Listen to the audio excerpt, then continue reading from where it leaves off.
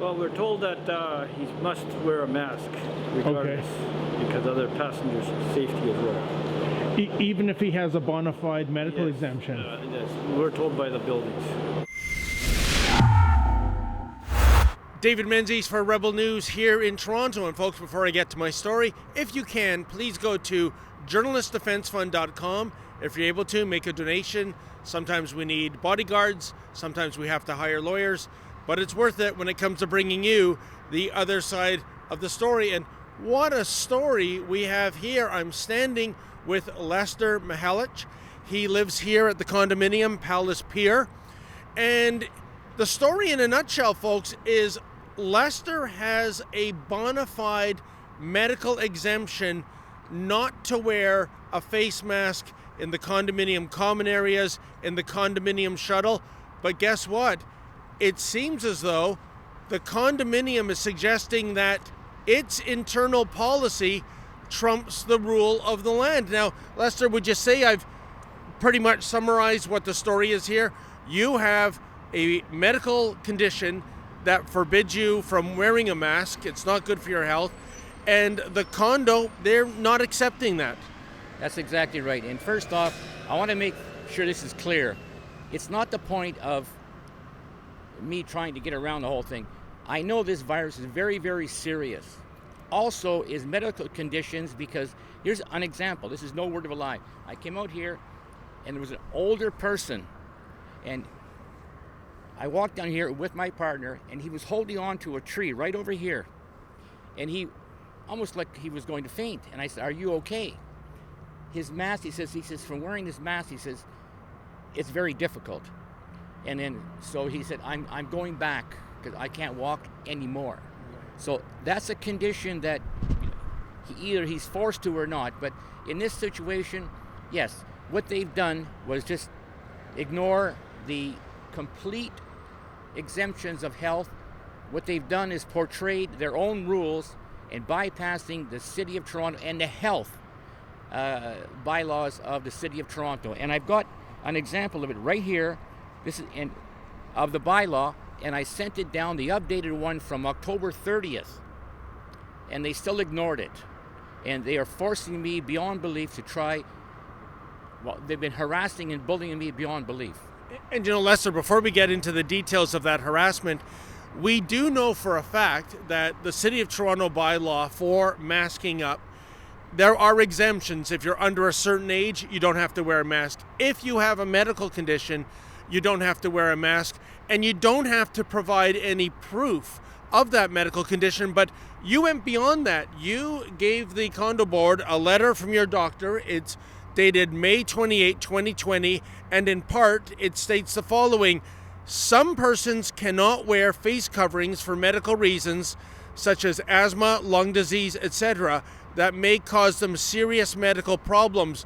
Mr. Mihelic is in this category and should not be forced to wear any face covering for medical reason, end quote. So what I'm saying, Lester, is that you've gone over and above the call of duty. You've shown them your medical exemption from your doctor, and still they won't budge. Yeah, what's happened is this started way back in July, and on 3 different occasions now, I have forwarded them that letter of exemption, and the City of Toronto put out 3 different that I can find on the internet of email, guidance. So this is what happened late in October, and I got a copy of this, and I dropped off a copy to Donald Bella, the property manager, and it clearly states information, apartment buildings, and condominium corporations, period.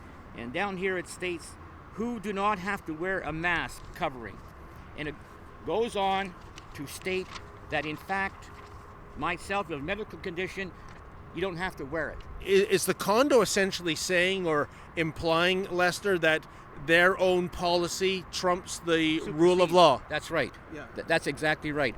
And now the other thing here is that for the shuttle bus service, they had every resident sign a waiver, even if you wore a mask, that if you caught the virus, the condo's not liable. Here, a signed copy of that. And another signed copy was the fact that they also did this for the swimming pool, so they covered themselves 100% by signing liability, period. But they're still going after me beyond belief with harassment and bullying. And Lester, let's talk about that. You told me off camera, the property manager, Mr. Donald Bella, he has been phoning you. He has been phoning your partner at work who you live in the condo unit with. He's been phoning the owner of the condo because you actually rent this condo. And you said the calls are constant. They're very belligerent, that your partner and the owner of the condo were sometimes left in tears after talking with him. And now the owner of the condo is perhaps contemplating selling the unit because she just doesn't want this hassle in her life. The best part is that one time on the bus, this was the latest incident, it was only about 2 or 3 people got on the bus, and it's a big 40-foot bus. And you get in there, and some of the windows are open on top, so the air is going through steadily. What happened was I sat back, there was 2 people, and one lady was sort of in the middle of it. I sat back maybe 10, 15 feet back. And she kept looking back, and I'm thinking, oh, that's weird. And she says, "You're supposed to wear a mask." And I didn't respond. I just put my hand up, I don't want to comment. And she says, "I'm on the board of directors. You cannot ride this bus without a mask." Again, I put my hand up. I didn't respond. So then the bus driver finally closed the door and drove us up to my drop-off in Toronto. After that, that's when all shit broke loose, basically. I started getting harassments from this Donna Bella. Then he took it upon himself to call my partner at work, which I think is totally inappropriate. He threatened and bullied her. Then he went above board and called the owner of this condo and probably did the same thing, because what happened was the owner called my partner at her office, and the 2 of them talked and discussed. It ended up that they were both in such a state of shock, I guess, harassment. They didn't know what to do. They ended up being very emotional, crying. And I found this out later. Within half an hour, my partner called me and said, well, she's going to sell the condo because she can't stand the harassment from the property manager. So, which tells me this property manager is using these tactics on anyone who rents there and calling owners and harassing them to say, you got to tell your tenants to do this or that. And it's totally wrong. And if that comes to fruition, that the owner sells, then potentially you're out of the condo, and you don't want to leave. No. Now, Lester, you have indeed lawyered up. I saw the letter that your lawyer sent to the condominium board of Palace Pier here, dated November 12th. And I think a notable point is that your lawyer points out that bylaw 541-2020 evidently applies to all owners and operators of commercial residences, despite Mr. Bella's insistence to the contrary. And then he further goes on to cite other sections of the bylaw that the city's bylaw does indeed apply to a condominium building. I know the condo board was given the deadline of yesterday, November 18th, to respond. Have they responded, or are they even ignoring your lawyer over this? I don't know if they're ignoring the lawyer, but they haven't responded. That's number one. Okay. What they plan on doing, I have no idea, but he did call me, Donald Bella, and he said, this doesn't apply because this is private property. And he emphatically said, you know what? We're going to fight this all the way with our lawyers. Why? I don't know. That's where his threatening words. And I sent this package to each member of the condo board with the exemptions, with the newest policy, and I believe one way or the other, because this board of director lady was on the bus, there's some kind of power structure here where they are either trying to intimidate me beyond belief. They figure they have the power, and they forget that they work for the residents. But they think they, are autocratic and do as I say, not as I do. That's it, basically. It's a power craziness. And I might go one step further here, Lester. there seems to be a lack of empathy about your case. You do have a medical condition. We won't go into it, but it does indeed prevent you from wearing this mask, but there doesn't seem to be any sympathy. Now, we came here yesterday, folks, to try to get Mr. Bella on camera. We were hopeful of getting an interview. I reached out by phone. He said to email him. I did. Never heard back from him. So here's some footage of our visit to Palace Pier and our encounter with the security. And I believe we also got to speak to the bus driver of the shuttle service. Check it out.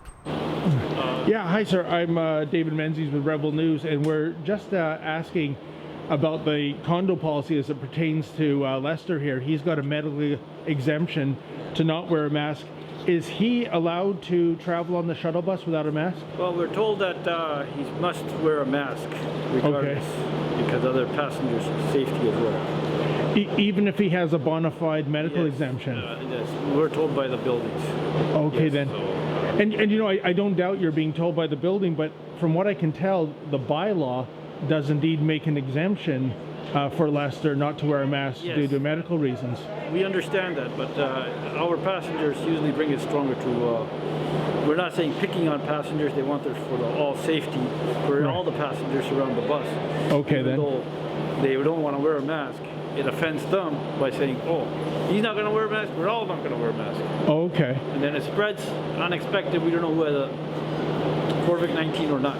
Yeah, and I'm not trying to depict you as a bad guy. You're obviously under orders by the management here. that's right. So, but the bottom line is, even if Lester has a bona fide medical exemption, he cannot wear the mask, even though the city bylaw says that exemption's supposed to be respected. Palace Pier internal policy, does that trump the law? Sir, it's time for you to leave. Please, thank you. Okay. Mr. Mihelic, sir,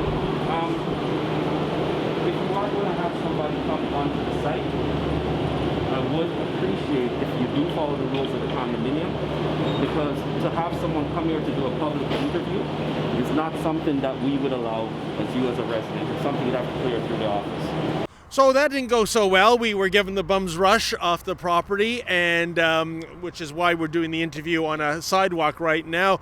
Lester, I guess it seems to me that the condo has dug in its heels.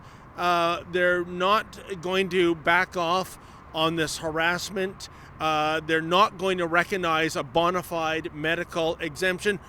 Where do you go from here? Are you considering litigation against the condo? Yes, definitely. Okay, then. So, and I guess the basis would be that they're, making your day-to-day life a bit of a misery. For instance, I had asked you if I think it's a good idea to take the shuttle bus. And the thing is, while we waited and we talked to the bus driver was told, I can't take it. Yeah. So what I'm going to do, and I'm telling you now, I'm going to try and take the bus shuttle down to Toronto. If they kick me off, I'm going to monitor it and see why, and then bring it to my lawyer and ask why, and go from there. That's all there is to it. Because either the property manager controls the board, or the board doesn't care about the property manager. And there's another incident that I want to bring up right here, because what has happened again, the property manager has overstepped boundaries, and he just seems to be getting allowed to get away with bullying or arrogance or harassment beyond belief. And it's wrong. This is supposed to be a first-class, condominium, voted number 1 in Ontario. With this kind of harassment, I don't believe it's number 1. I think it's number 10. Well, if you do go that route, please keep us in the loop, Lester. And folks, what can you say? I mean, the old saying is, a man's home is his castle, but the people lording over Palace Pier, they seem to think that their internal policy trumps the rule of the land, and in the meantime, they are making Lester and his partner and the owner of the condominium, they're making their lives a living misery. I don't think it's right, and maybe it will take action in a court of law to get a little justice done here. Exactly. For Rebel News, I'm David the Menzoid Menzies. Exactly right. Folks, if you can, please go to journalistdefensefund.com, make a donation, help us pay our bills so we can continue to bring you the other side of the story.